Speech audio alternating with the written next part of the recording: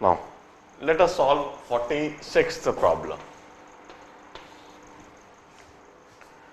Calculate the weight of CaO lime obtained on heating 200 kg of 95% pure limestone.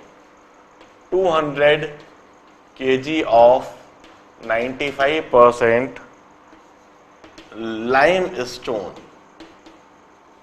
and limestone is CaCO3. This is whenever it's heated, it gives you CaO plus CO2, and this CaO is lime.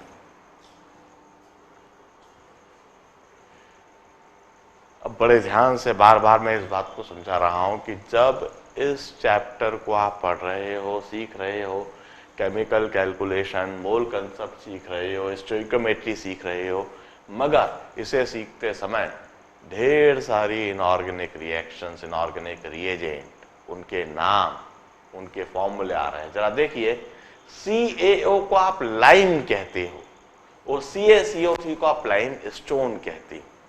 ये जो CaCO3 है, ये marble, Kota stone, ये जो flooring में जो हम इस्तेमाल करते हैं वो CaCO3 होती है और वो लाइम स्टोन होती है। Marble is a lime stone, Kota stone is a lime stone, ये लाइम स्टोन है CaCO3। और इसे जब विगरसली हाई टेम्परेचर तक हीट करा जाए तो कार्बन डाइऑक्साइड को छोड़ देता है और CaO बन जाता है, लाइम बन जाता है। Observe what is lime and what is lime stone, and observe this reaction, observe this chemical change.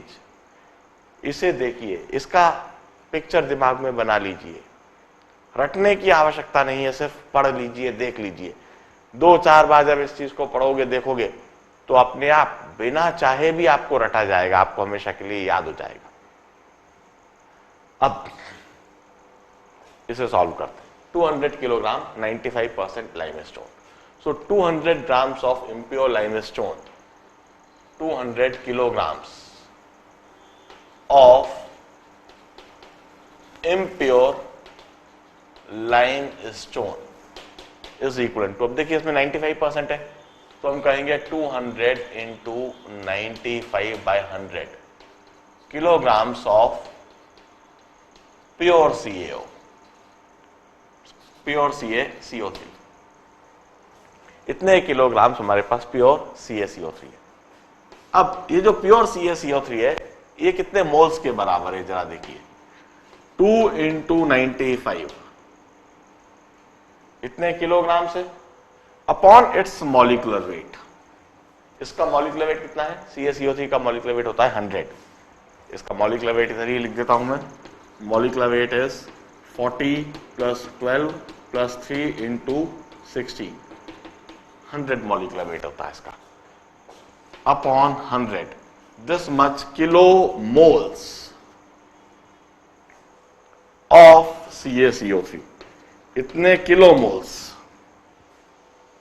Wait in kilograms upon molecular weight, ये किलोमोल्स हो गया, किलोमोल्स।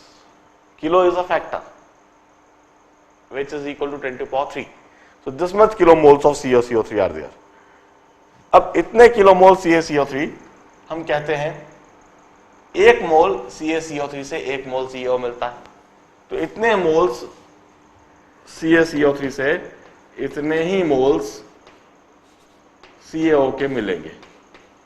This is the kilomoles of CaO और lime, इतने kilomoles CaO के मिलेंगे। और यदि इतने किलोमोल्स CaO के मिल रहे हैं तो हमें किलोग्राम्स चाहिए। इसके लिए इसका मॉलिक्यूलर वेट डिटरमाइन कर देते हैं। इसका मॉलिक्यूलर वेट है 40 + 16, दैट इज 56। ये इसका मॉलिक्यूलर वेट है। सो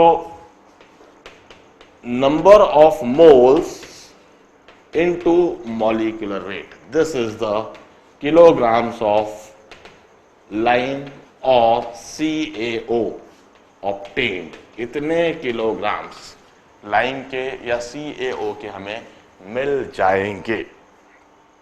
बड़े ध्यान से पूरे प्रॉब्लम के सॉल्यूशन को देखिए। 200 किलोग्राम्स इम्प्योर लाइमस्टोन में प्योर लाइमस्टोन के किलोग्राम्स निकाल लिया। प्योर लाइमस्टोन के किलोग्राम्स को मॉलिक्यूलर वेट से डिवाइड करा तो वो उसके किलो मोल्स ऑफ लाइमस्टोन मिल गए। किलो मोल्स ऑफ लाइमस्टोन से हमने मोल कंसेप्ट लगाकर kilo moles of lime determine कर लिया।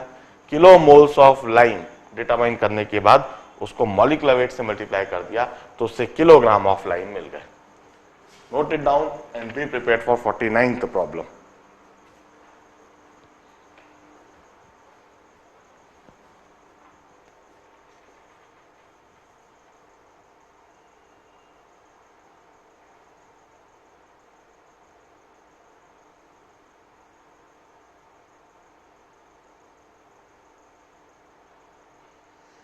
Now, let's solve 49th problem. 1 gram of an alloy of aluminium and magnesium. 1 gram alloy of aluminium and magnesium. When treated with excess of dilute HCl, when it's treated with excess of dilute HCl, forms MgCl2, AlCl3 and hydrogen. Hydrogen collected over mercury at 0 degree centigrade, 1.20 liters and 0.92 atmosphere. Calculate the composition of alloy. इस alloy का composition उन्होंने पूछा है। Now, it's an interesting problem. मैं problem को तो समझाऊंगा ही, पर इसके साथ थोड़ी एडिशनल जानकारी भी देता हूं about aluminium and magnesium. Aluminium और मैग्नीशियम को मिलाकर यह जो एलॉय बन रहा है, इट्स मैग्नेलियम। मैग्नेलियम एलॉय है। इस मैग्नेलियम एलॉय की खास बात होती है, इसकी डेंसिटी काफी कम होती है, ये काफी हल्का होता है, काफी कम डेंसिटी है, काफी हल्का है और इसमें अच्छी खासी मैकेनिकल स्ट्रेंथ होती है। मैकेनिकल स्ट्रेंथ अच्छी है, डेंसिटी कम है, हल्का है, इस वजह से इसका इस्तेमाल जनरली एरोप्लेन, एयरक्राफ्ट बनाने के काम में आता है। एरोप्लेन, एयरक्राफ्ट जनरली उस एलॉय, उस मटेरियल के द्वारा बनाया जाना चाहिए। पहली बात, उसमें मैकेनिकल स्ट्रेंथ होनी चाहिए।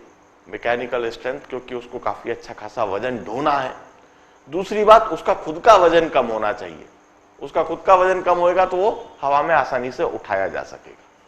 इस वजह से एल्यूमिनियम और मैग्नीशियम, ये दोनों ही मेटल ऐसे हैं जिनकी डेंसिटी कम है और जिनमें मैकेनिकल स्ट्रेंथ अच्छी खासी होती है। इनको मिलाकर मैग्नेलियम और ड्यूरेलियम जैसे एलॉय बनाए जाते हैं और उन्हीं से यह चीज, एयरक्राफ्ट जैसी चीज बनती है। बस एक और नुकसान है इनका, एक ड्रॉबैक भी है। मैग्नेलियम, ये एल्यूमिनियम और मैग्नीशियम, ये हाई टेम्परेचर पर ऑक्सीजन के साथ बड़ी आसानी से रिएक्ट करते हैं, ऑक्सीडाइज होते हैं, जलते हैं, बड़ी जल्दी इनका बर्निंग होता है। तो हाई टेम्परेचर पर ऑक्सीजन की प्रेजेंस में एल्यूमिनियम एकदम से जलने लगेगा, मैग्नीशियम एकदम से जलने लगेगा। पर एयरक्राफ्ट जिस एनवायरनमेंट में ऑपरेट होते हैं वहां हाई टेम्परेचर होता नहीं है, इसलिए ऑक्सीडेशन को बचाया जा सकता है। मगर यदि आग लग जाए तो वो बड़ी तेजी से जलता भी है। This is the use of this alloy. There is the physical and chemical properties of the alloy. अब इधर एक केमिकल प्रॉपर्टी बताई गई है और उस पर रिएक्शन दी गई है। वहां रिएक्शन में साइड में लिख देता हूं और फिर उस पर प्रॉब्लम को सॉल्व करता हूं। मैं रिएक्शन इधर लिख रहा हूं, एल्यूमिनियम जो कि ट्राइवेलेंट है, यह एल्यूमिनियम HCl से रिएक्ट करता है और वहां पर AlCl3 मिलता है, AlCl3 और साथ में हाइड्रोजन गैस। रिएक्शन को कंप्लीट करता हूं, बैलेंस करता हूं, 3 HCl लगेंगे और 3/2 हाइड्रोजन गैस मिलेगी। यह पहली रिलेवेंट रिएक्शन है जो हमें लिखना होगी, जो हमें पता होना चाहिए। दूसरी मैग्नीशियम के साथ रिएक्शन लिखता हूं। मैग्नीशियम जो कि डाइवेलेंट है, यह भी HCl से रिएक्ट करता है और MgCl2 बनता है और MgCl2 के साथ वंस अगेन हाइड्रोजन गैस निकलती है और इधर ट्वाइस HCl होना चाहिए। Mg plus twice HCl give you MgCl2 plus hydrogen gas, 1 mole hydrogen gas इधर लिबरेट होती है। This are the relevant reaction. अब हमें परसेंटेज कंपोजिशन निकालना है। एल्यूमिनियम का ही परसेंटेज कंपोजिशन, मैग्नीशियम का ही परसेंटेज कंपोजिशन। सबसे पहले हमको वेरिएबल लेना होंगे। एल्यूमिनियम के लिए कुछ वेरिएबल ले लेते हैं और मैग्नीशियम के लिए कुछ वेरिएबल ले लेते हैं। अब देखिए, प्रॉब्लम को हमें मोल कंसेप्ट में सॉल्व करना है, तो वेरिएबल क्या लिए जाए? क्या हम x ग्राम ऑफ एल्यूमिनियम और y ग्राम ऑफ मैग्नीशियम लें? मैं कहता हूं नहीं, अननेसेसरी, मतलब सॉल्व तो हो जाएगा पर अननेसेसरी इक्वेशंस को बनाने की कॉम्प्लिकेशन थोड़ी बढ़ेगी, उसको सॉल्व करने की कॉम्प्लिकेशन बढ़ेगी। आंसर फिर आएगा, सॉल्व फिर भी होएगा, पर इधर सबसे आसान इक्वेशन और सबसे आसान सॉल्यूशन होएगा। Since I need to apply mole concept, what I assume is, let us have x moles of aluminium and y moles of magnesium initially with us. इस 1 ग्राम एलॉय में x मोल aluminium के हैं और y मोल magnesium के हैं, ये हमने assume कर लिया। अब यह एज्यूम करने के बाद हम क्या कहेंगे? 1 मोल एल्यूमिनियम 3/2 मोल हाइड्रोजन के देता है, तो x मोल एल्यूमिनियम जब रिएक्ट करेगा तो वहां पर 3/2 इंटू x मोल्स हाइड्रोजन के बन जाएंगे। इसी तरह से y मोल मैग्नीशियम है, 1 मोल मैग्नीशियम 1 मोल हाइड्रोजन देता है, तो y मोल मैग्नीशियम y मोल हाइड्रोजन के देंगे। अब हम 2 वेरिएबल ले लिए हमने, moles of aluminium, moles of magnesium, x moles of aluminium, x moles of magnesium. In variable को लेने के बाद हमने मोल कंसेप्ट अप्लाई करके कितने मोल्स हाइड्रोजन के बनेंगे पहली रिएक्शन से, कितने मोल हाइड्रोजन के बनेंगे दूसरी रिएक्शन से, मतलब कितने मोल हाइड्रोजन एल्यूमिनियम से बनेंगे, एल्यूमिनियम की रिएक्शन से बनेंगे, और कितने मोल हाइड्रोजन मैग्नीशियम की रिएक्शन से बनेंगे, यह हमने लिख लिया। अब हम 2 कंस्ट्रेंट इक्वेशन बनाते हैं। 2 कंस्टेंट इक्वेशन बना के फिर x और y के लिए सॉल्व करेंगे। अब 2 कंस्टेंट इक्वेशन बनाने का क्या तरीका होगा? हम जानते हैं 1 ग्राम एलॉय है। If we have got 1 gram of alloy, तो पहली इक्वेशन तो हम इसी से बनाएंगे। 1 ग्राम एलॉय है तो x मोल एल्यूमिनियम, x मोल एल्यूमिनियम है तो ग्राम्स ऑफ एल्यूमिनियम निकाल लेंगे। एल्यूमिनियम का मॉलिक्यूलर वेट है 27, so 27 into x, 27 into x, this is the grams of aluminium. Number of moles into molecular weight, this is the grams of aluminium. We have got y moles of magnesium, so y moles of magnesium equal to how many grams of magnesium? Magnesium का molecular weight है 24, so moles into 24,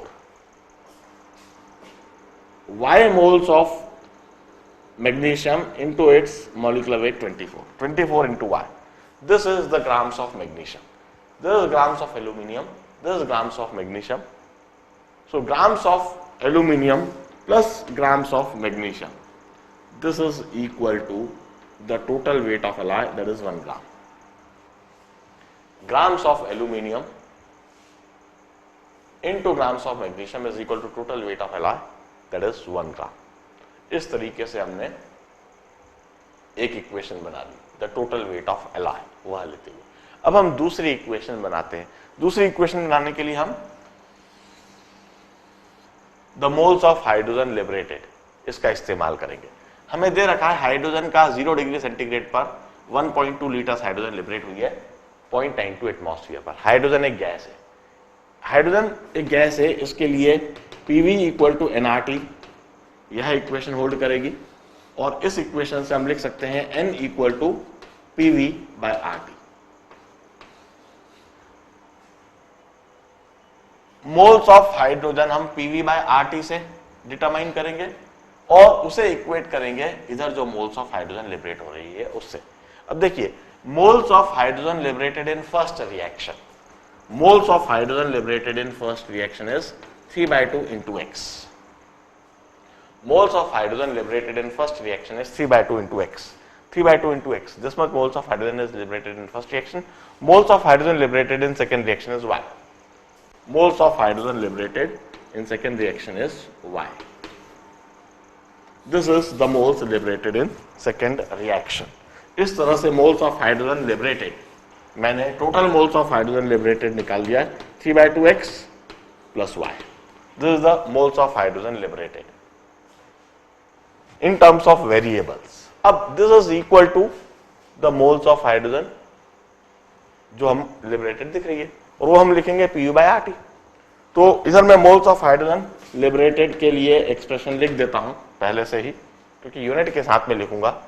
pressure के लिए मैं 0.92 atmosphere लिख रहा हूं, volume के लिए मैं लिखूंगा 1.2 लीटर्स, आर की जगह में लिखूंगा 0.0821 लीटर एटमॉस्फेयर पर मोल पर डिग्री केल्विन, और टेम्परेचर की जगह में 0 डिग्री सेंटीग्रेड की जगह 273 केल्विन। इस तरीके से जब मैं वैल्यूज को सब्स्टिट्यूट कर रहा हूं तो देखिए, atmosphere cancelled, litre cancelled, kelvin cancelled, और अब मुझे यह मोल्स बड़ी आसानी से दिख रहा है 0.92 into 1.2 upon 8.21 into 2.73, this much moles. और इस मोल्स को मैं अब इधर सब्स्टिट्यूट कर देता हूं। यह जो मोल्स ऑफ हाइड्रोजन है 0.92 into 1.2 होल अपॉन 8.21 into 2.73। इस तरीके से दो इक्वेशन बन गई। We have got two linear equations in two variables. इसे सॉल्व करके x आ जाएगा, moles of aluminium, moles of aluminium जो कि x है वह आ जाएगा, और मोल्स ऑफ मैग्नीशियम जो कि y है वह आ जाएगा। अब यह आने के बाद अब हम वेट ऑफ एल्यूमिनियम डिटरमाइन कर सकते हैं। Weight of aluminium in the alloy जो कि होएगा 27 into x ग्राम्स, और weight of magnesium in the alloy वह भी आ जाएगा। किस तरह से? Weight of magnesium in the alloy किस तरह से? 24 into y इन ग्राम्स। इस तरीके से हमें एलॉय के अंदर वेट ऑफ एल्यूमिनियम और वेट ऑफ मैग्नीशियम मिल जाएगा, क्योंकि x और y हमने इस लीनियर इक्वेशन को सॉल्व करके x की वैल्यू निकाल ली और y की वैल्यू निकाल ली। तो 27 into x यह तो वेट ऑफ एल्यूमिनियम हो गया, 24 into y यह वेट ऑफ मैग्नीशियम हो गया। अब हमसे पूछा है व्हाट इज परसेंटेज कंपोजिशन, तो परसेंटेज एल्यूमिनियम हम निकाल सकते हैं। परसेंटेज एल्यूमिनियम कैसे निकालेंगे? 27x, this is the weight of aluminium upon total weight that is 1 gram into 100। Percentage magnesium या तो 100 माइनस कर दीजिए या फिर 24y upon 1 into 100। This would give percentage of aluminium and magnesium in the alloy. बड़े ध्यान से पूरे प्रॉब्लम और उसके सॉल्यूशन को देखिए। प्रॉब्लम का जो एक प्रैक्टिकल एस्पेक्ट है, जो एप्लीकेशन पार्ट है, उसको भी समझिए। मैग्नीशियम और एल्यूमिनियम यह दोनों मेटल है, हल्के मेटल है, इनकी डेंसिटी कम होती है। इनका डेंसिटी कम होने की वजह से वजन कम होता है, मैकेनिकल स्ट्रेंथ अच्छी खासी है। जनरली जो गन पाउडर है वह भी इसी एलॉय से बनता है। जो बुलेट्स हैं, जो बंदूक में भर के फायर करने वाली जो बुलेट्स होती हैं, वह भी इसी एलॉय से बनती हैं। इसीलिए क्योंकि वजन में हल्की है और मैकेनिकल स्ट्रेंथ अच्छी खासी है। इन्हीं से एयरक्राफ्ट बनते हैं। बस इनका एक छोटा सा नुकसान है कि हाई टेम्परेचर पर जब टेम्परेचर 1500-2000 डिग्री सेंटीग्रेड के रेंज में चला जाए तो एकदम से जलने लगते हैं, बर्न होने लगते हैं, ऑक्सीडाइज होने लगते हैं। HCl के साथ यदि कॉम्बिनेशन में आ जाए तो इस तरह से रिएक्ट करते हैं, हाइड्रोजन गैस को लिबरेट करते हैं। वह होने वाली रिएक्शन हमने इधर लिखी, एल्यूमिनियम की HCl से रिएक्शन, मैग्नीशियम की HCl से रिएक्शन। हमने वेरिएबल्स एक्स मोल और वाई मोल के टर्म्स में लेना पसंद करा, क्योंकि इससे जो इक्वेशन बनी वो रिलेटिवली थोड़ी इजी बनी, देखने में इजी, सॉल्व करने में easy. X mole aluminium, Y mole aluminium से हमने grams of aluminium, grams of magnesium निकाला, उसे ऐड करके टोटल वेट ऑफ एलॉय से इक्वेट कर दिया। एक्स मोल एल्यूमिनियम से कितने मोल हाइड्रोजन के मिलेंगे, वाई मोल मैग्नीशियम से कितने मोल हाइड्रोजन के मिलेंगे, यह मोल कंसेप्ट से समझा, और टोटल मोल्स ऑफ हाइड्रोजन को हमने इक्वेट कर दिया गैसियस स्टेट से के कंसेप्ट से, जो हमने मोल्स ऑफ हाइड्रोजन निकाला उससे। इस तरीके से हमें मोल्स ऑफ एल्यूमिनियम और मोल्स ऑफ मैग्नीशियम मिल गया। Moles of aluminium, moles of magnesium से हमने वेट ऑफ एल्यूमिनियम और वेट ऑफ मैग्नीशियम निकाल लिया। इससे हमें परसेंटेज एल्यूमिनियम और परसेंटेज मैग्नीशियम मिल जाएगा। कैलकुलेट करके आंसर लाके जरूर चेक करें। 50 सेकेंड प्रॉब्लम सॉल्व करेंगे आप।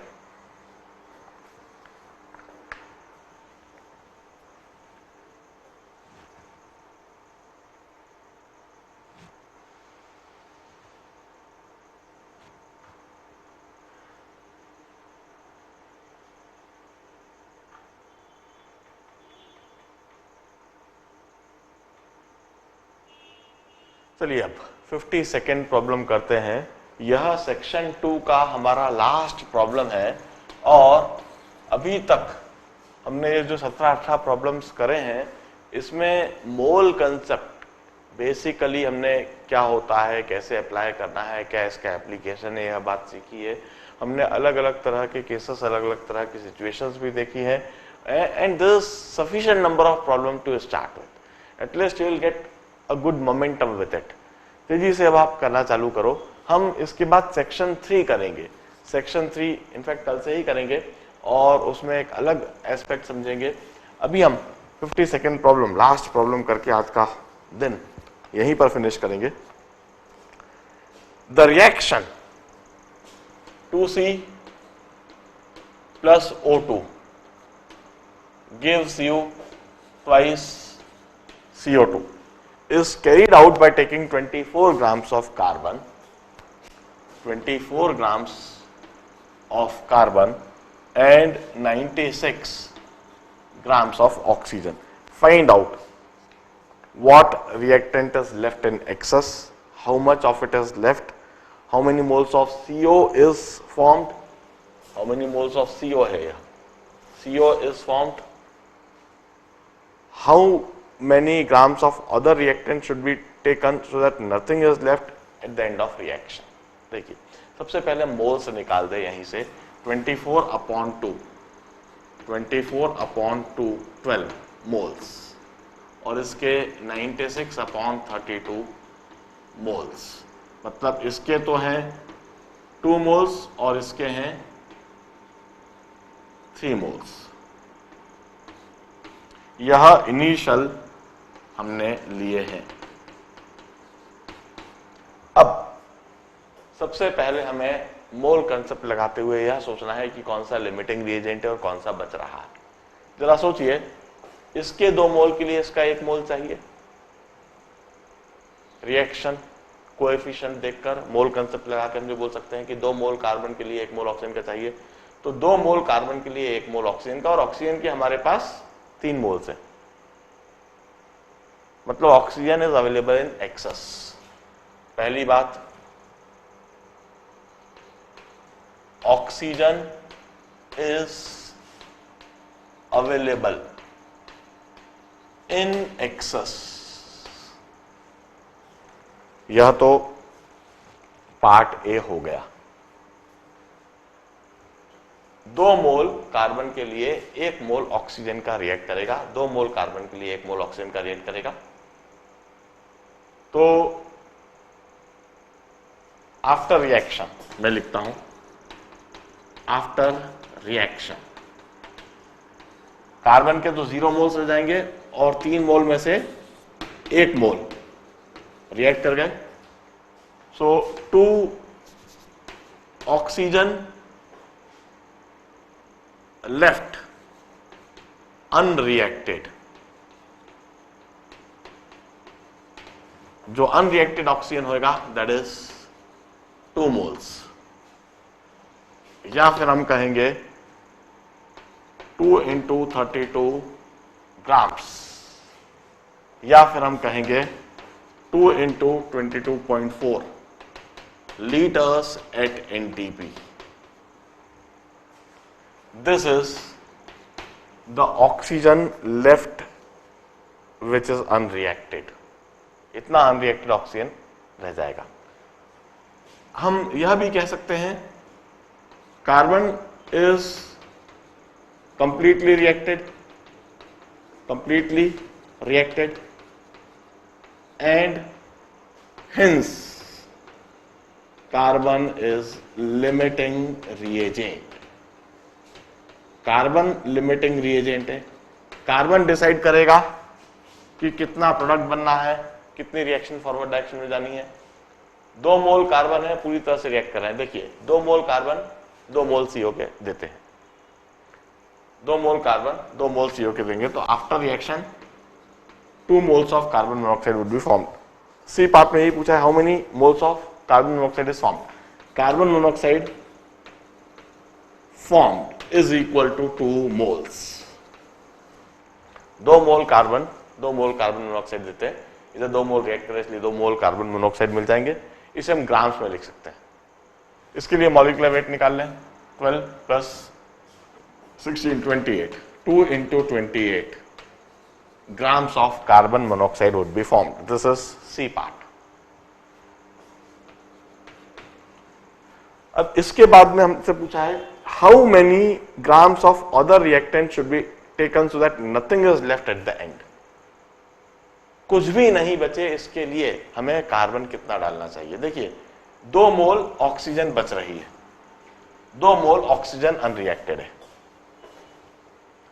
2 मोल ऑक्सीजन के लिए हमें कितना कार्बन डालना होगा? 1 मोल ऑक्सीजन के लिए 2 मोल कार्बन, 1 मोल ऑक्सीजन के लिए 2 मोल कार्बन। तो 2 मोल ऑक्सीजन जो कि बची है उसके लिए 4 मोल कार्बन के लगेंगे।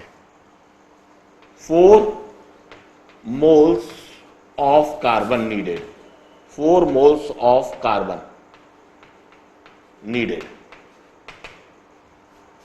और 4 × 12, 4 × 12 that is 48 grams of carbon additionally needed।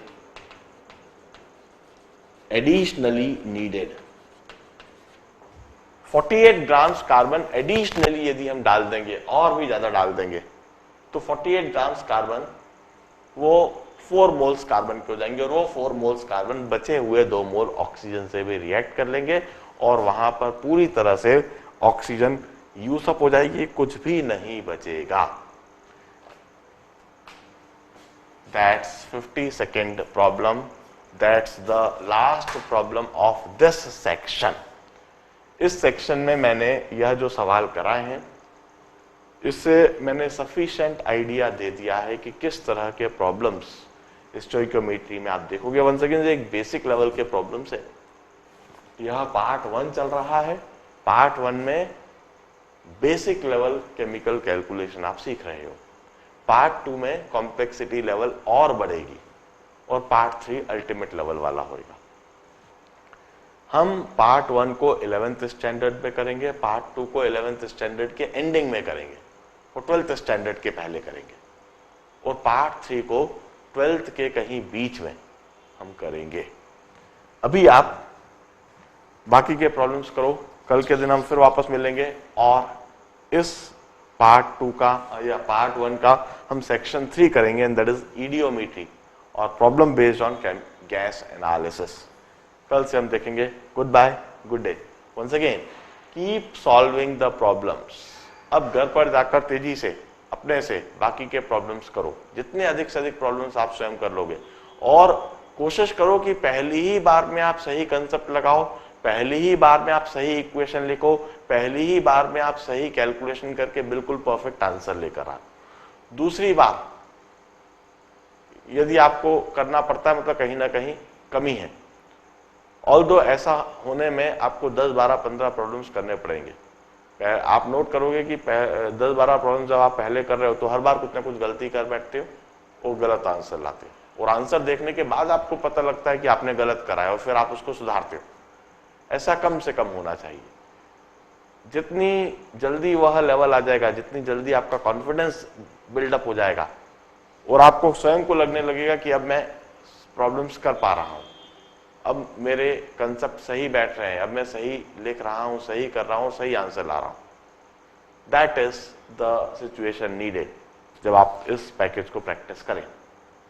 Good bye, good day. आज इतना ही, कल मिलते हैं।